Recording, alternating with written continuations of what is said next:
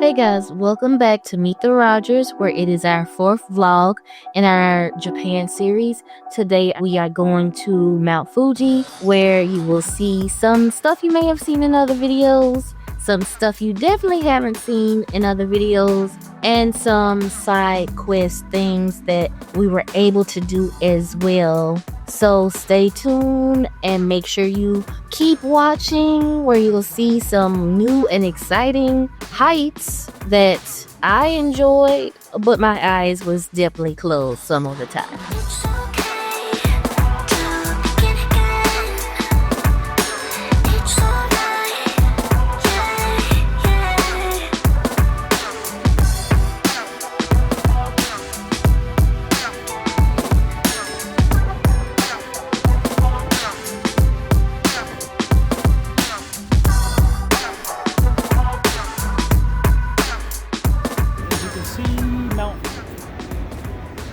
Is behind us right now. The sun is kind of messing us up right now. Oh, there you go.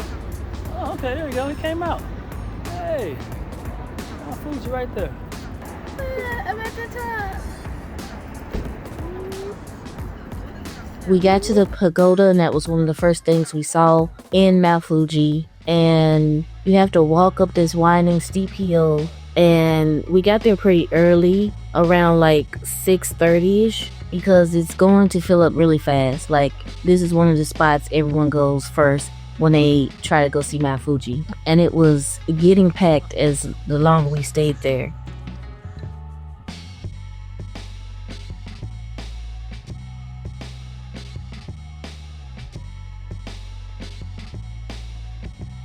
Also, we went up higher. It's the part where the pagoda is like right there in the center, but then if you go up higher on these steps, which, oh my gosh, so I have lupus and these steps were trying to get me that day. Also, the altitude was high. I don't know the exact altitude, but it was high as well, and I probably needed a little walking stick. But I will say the higher you got, the less people it was, so we were able to take some pictures up there as well. I made it to Mount Fuji, and I'm climbing even higher.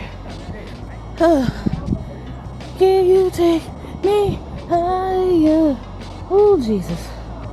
Thank you, Jesus. Oh, here's the view. It's right there. We had to take this lift up to another location, and it was so beautiful up there.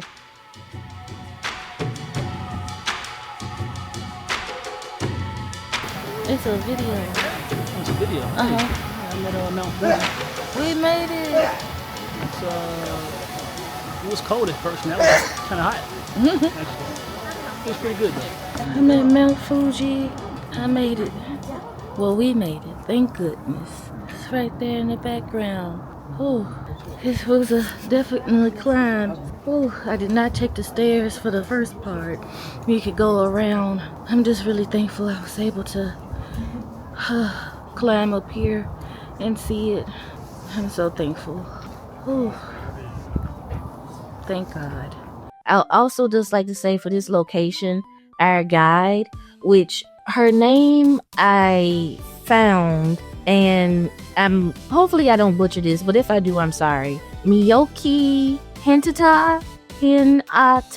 When I looked it up, it came up with an anime person's name. So I'm not sure if this is her real name, but this is the name she uses for her company. She does go through a company, and the company she goes through is through Klook. By now, you may have heard a lot of people talk about Klook, and I definitely suggest, if you go anywhere international, even where you live, if they have Klook available, it really does help. She was so nice and so welcoming. She was just a really good person.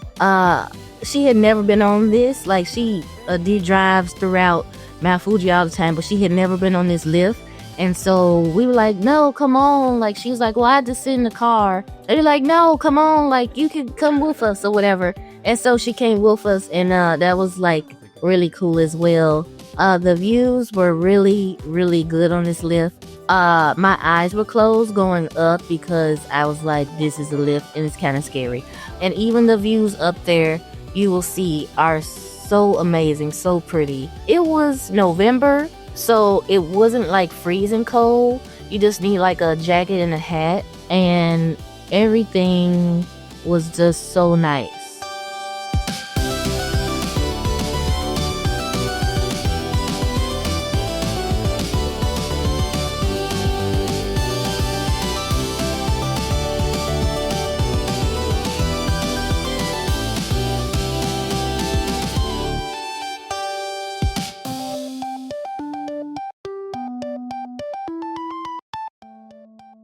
So we also went to an observation place where you could see Mount Fuji at one of the best times and best views. It was Mount Tio, and it was incredible to get there. You had to go up a lift, which took about 15 minutes, and it was pretty steep and it was pretty packed full of people. But once you get up there, they have different things you can view and do. And then you see the greatest views of Mount Fuji. And also up there is the swings. The swings, oh my good gracious. It was incredible because you're swinging in front of Mount Fuji and the views were incredible. And our driver slash guide was so nice because she did not have to push us for her to push us on the swing. Like, she didn't have to do that at all because that's not her job. And as foreign people, we're on the larger side than normal people over there. And I was not getting any traction, so I was very thankful she pushed me as much as she did, especially because she did not have to. And even she was so nice. Even going up there, she, shows people around Japan and Mount Fuji all the time, but she had never been up this mountain. And we were like, hey, you don't have to sit in the car. You can come with us. And we paid, her way to get up there. And it was like, she was our friend, but her interactions with us were just what made the Mount Fuji experience even more nice. And she also took us to a Lawson's that was a different Lawson's than normal. The Lawson's that you normally see is like in front of in front of Mount Fuji. And at one point they put up like a barrier to hide Mount Fuji because it was just too many people that were doing all types of crazy stuff on their parking lot. And then it's like a barrier across the street that is like a pen where people take pictures of it and stuff. So she drove past that one and she took us to this other Lawson's that was down the street that had a larger parking lot, and not many people go to that one because they always want to go to the exact one they saw on Instagram. But guess what? Sometimes the Instagram stuff in real life do not be Instagramming. So you have to pick and choose what you want to go to. And luckily our driver, she knew like that one is a waste of time. Go to this one down the street with a bigger parking lot. You can actually get out and walk around, experience taking different pictures, different poses. And it was just really nice that she, knew about the different spots to go to. So our guide also took us to this restaurant around Mount Fuji. I do not remember the name of it. I just don't. But it was very good. The food was amazing, and I don't even know what you call this, but the little plate that the food is on stays hot because it has a fire inside of it.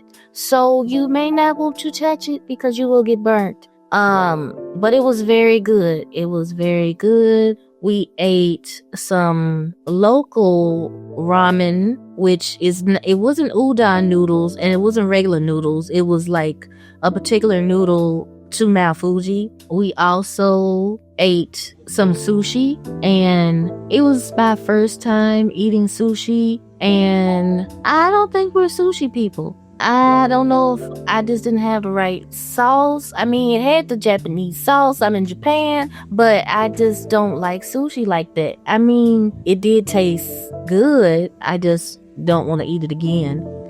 I will say, going to Japan, I had ingrained that some restaurants will tell you or notify you or let you know, don't wear your shoes in here. So I had that already ingrained. Make sure you got some socks on. You know, you may have to take off your shoes.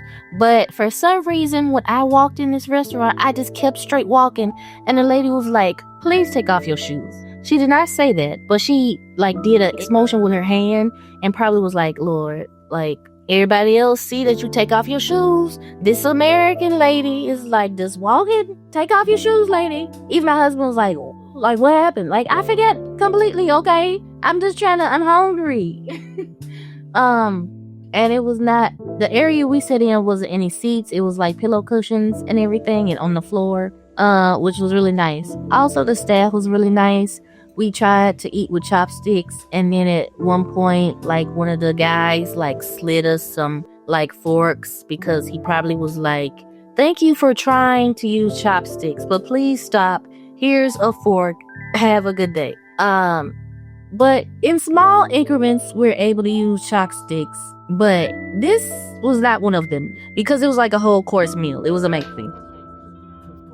Thank you for watching our 4th video series about Japan, where we went to Mount Fuji. Please make sure to like, comment, and subscribe if you want to see more of our adventures in Japan. I really enjoyed this trip to Mount Fuji. I enjoyed the whole experience. Everything doesn't have to be necessarily Instagrammable or go to the best Instagrammable spots. I think it's about just having the experience. If you get some cute pictures on the way, then great. But I think it's just good to sometimes to just be in the moment instead of being like, well, I can put this on Instagram and I can put this on this. It was just a great experience that we had, and I'm glad that I was able to get some footage of it and also share it with you all. Have a great day.